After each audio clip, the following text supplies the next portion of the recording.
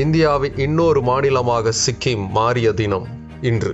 இந்தியாவில் இருக்கக்கூடிய பிரபலமான டூரிஸ்ட் டெஸ்டினேஷனில் சிக்கிம் முக்கியமான ஒன்று.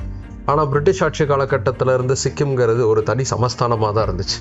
இந்தியா விடுதலை பெற்ற பின்னரும் அதே நிலைமை தான் நீடிச்சது. சோக்யால் மன்னராட்சிக்கு கீழே ஒரு தனி சமஸ்தானமாக அது செயல்பட்டுச்சு. 1950 ஏற்பட்ட ஒப்பந்தத்தின்படி இந்திய அரசு சிக்கிமுடைய பாதுகாப்பு, தொலைத்தொடர்பு, வெளியுறவுத்துறை இது அத்தனையும் பார்த்துக்கும். மற்றபடி சிக்கிமுடைய தன்னாட்சிங்கிறது அரச குடும்பத்துக்கு மட்டுமே சொந்தமாக இருந்துச்சு.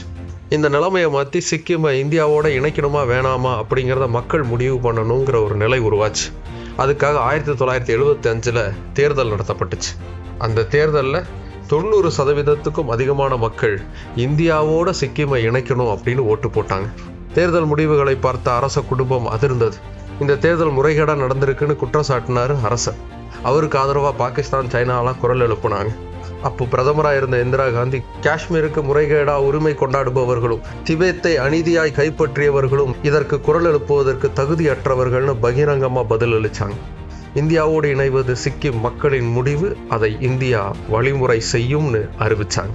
அதன்படி 1975 ஆண்டு மே மாதம் 16ஆம் நாள் சிக்கிம் இந்தியாவின் 22வது மாநிலமாக ஒன்றிணைக்கப்பட்டது. தனி ஒரு சமஸ்தானமாக இருந்து இந்தியாவின் இன்னொரு மாநிலமாக சிக்கிம் இணைக்கப்பட்ட தினம் இன்று.